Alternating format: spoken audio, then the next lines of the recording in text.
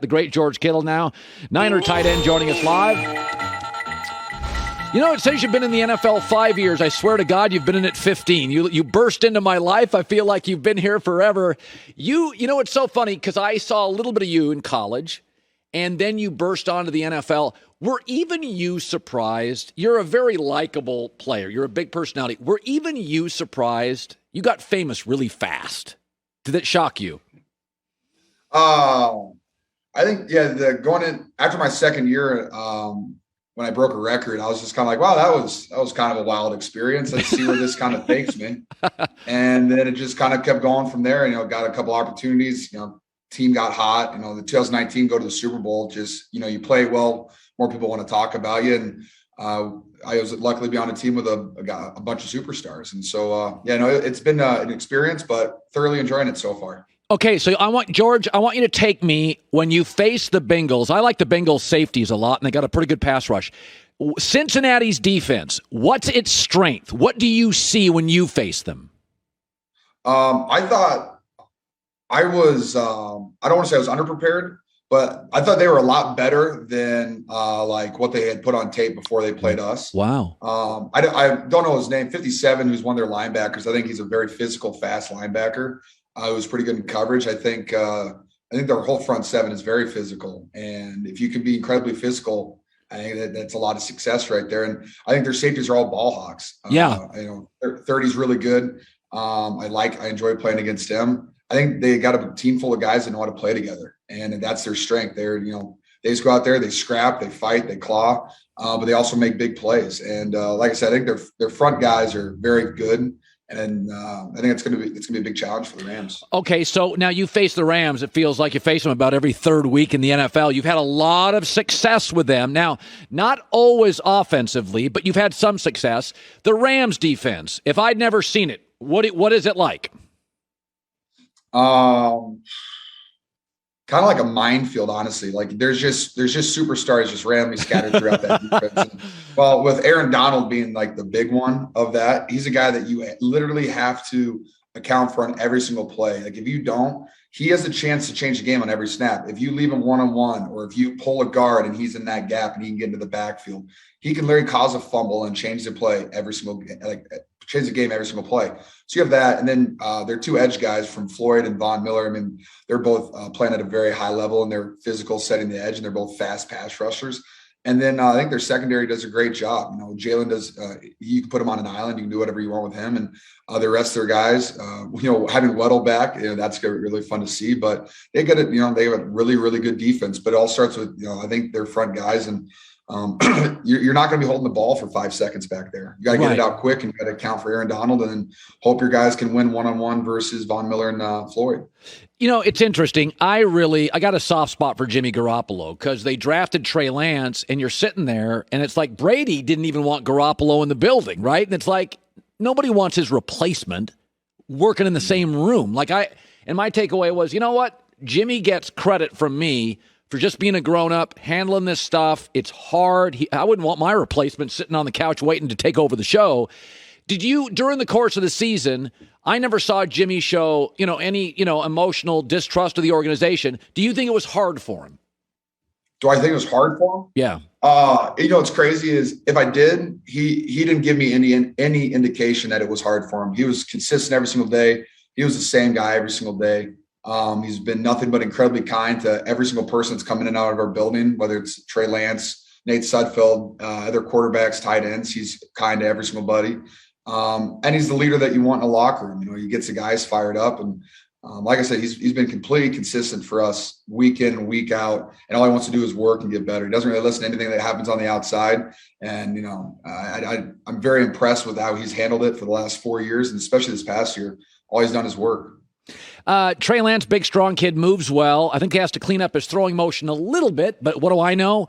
When you're at practice with him, did Garoppolo and he throw the same ball? Is it more velocity? He's a little bigger, stronger guy. What do you see at practice that I don't see? I would say a big difference. Trey's got a little bit more zing on him. Yeah. On those passes. He definitely has a big arm. He can, make throws all over the field, which is really cool to see. Like Jimmy can too. It's just, they just do it differently. Trey can moves around a lot better, like you said. And he's kind of a freak athlete. I'm excited to see Trey's improvement. Really, I think one of the biggest difference. I mean, he just has to learn our offense, and he has to learn, how to make the right reads and get the ball out quick, because that's what Jimmy's very good at, is getting the ball out quick. So I'm looking forward to Trey's progress. And what I love about Trey is you can tell he loves the game of football. Yeah. You can tell he wants to get better. He's not cocky by any means. He is confident. But he's got a lot of the great attributes that I think can make him a really good football player for us. It's interesting. You got a lot of stars on your team, but I think one of the things, George, that made your team really fun to watch, it felt like guys that liked each other. You had all this talent, but you got some Hall of Famers on this team, but it was sort of an underdog mentality. And I think sometimes not all locker rooms are great. Like sometimes, like some guys, you played college pro. There's great locker rooms. There's so locker rooms. What was the locker room like this year? Oh, it was an absolute blast. I've said multiple times, I trust John and Kyle that they're going to bring in good guys that are good football players but have high character. And we had a team full of guys this year that I really enjoyed hanging out with.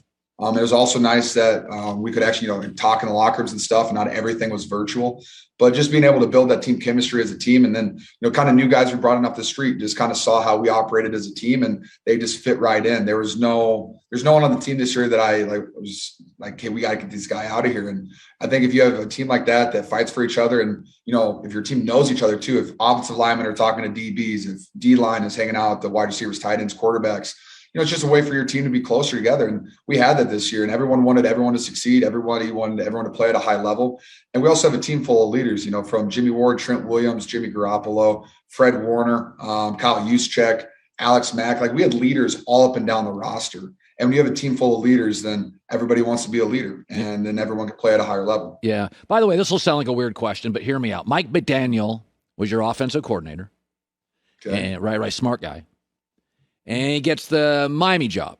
And I said to the staff the other day, I said, maybe this is dumb, but he's kind of small. He looks like, people were making fun of him on the internet. They're like, he looks like a Starbucks barista. He's just like quiet guy, and he's like a genius guy. And I'm like, man, he's going to have to stand up in front of these alpha males and these big guys and, deliver and big. And I'm like, he doesn't look like necessarily. But then all of a sudden you hear everybody talking. Everybody's like, oh, he's a genius. He's like Elon Musk. He's like, so who is he? What's he like? Tell me what I expect in Miami. He is supposed to be like the smartest guy in the room type of guy, right? Oh, yeah. Mike's the man. He's incredible. He loves football. You can feel that vibe off of him. I know that's what everyone's giving him crap for. Like, he's going to go stand in front of a group full of NFL athletes that are all 6'4", 250 pounds. But the second he gets up there, everyone's going to feel his heart and his love for the game of football and how he loves his team. He loves, all of our players. He was incredibly supportive of. He puts guys into positions to succeed. And he's also incredibly creative with his run game plan. He's definitely creative with his pass installs too. It's you can tell he's just always thinking about how he can be better and how he can make our offense more efficient, and how he can get our playmakers in position to make plays. And I'm upset that he's leaving, but I'm so happy for him. And the fact that he gets a chance to coach a team and kind of raise the standard of football, because I think he has a very high standard of the level you have to play at and practice at and give effort to. He's going to do a great job for that organization. Well, that's great. Yeah, everybody says he's one of the smartest guys, and Kyle himself, pretty smart dude, hires smart guys. You're plugging a campaign called Flip the Turf. George, what is that? You're right. What is Flip the Turf? So, Colin, I've had for the last year or two, I've been kind of in my post-game interviews, I've been kind of harping on turf fields. And Pennington is a grass company. They saw that. They're like, hey, we like grass better than turf. So, let's partner up for a little bit. And Flip the Turf, that is a petition on change.org. And what we're trying to do is there's 16 NFL stadiums that have turf fields. And I'm a big I don't like turf. I'm not a big fan of turf. And I'm trying to get more grass fields because, in my opinion, right, you have NBA teams, right? They play on the same court. The NBA has standards for their court. NHL has standards for what their ice rink is supposed to be for guys to play on.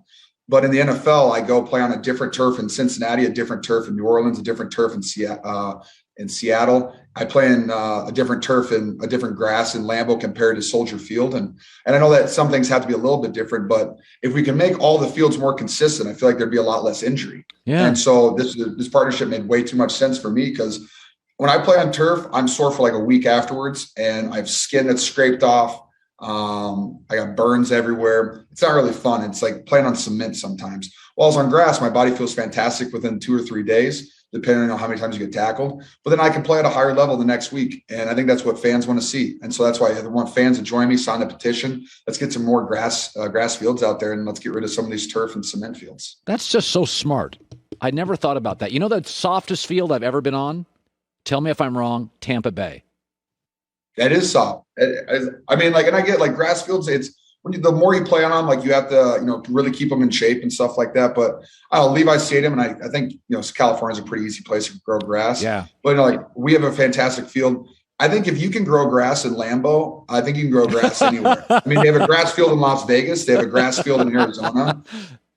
We can grow grass anywhere. Let's just work together on this, and so players can play the whole season and not get hurt on turf. Smart guy, George. I love watching you play. Thank you so much. You're a busy dude. I appreciate you coming on my show.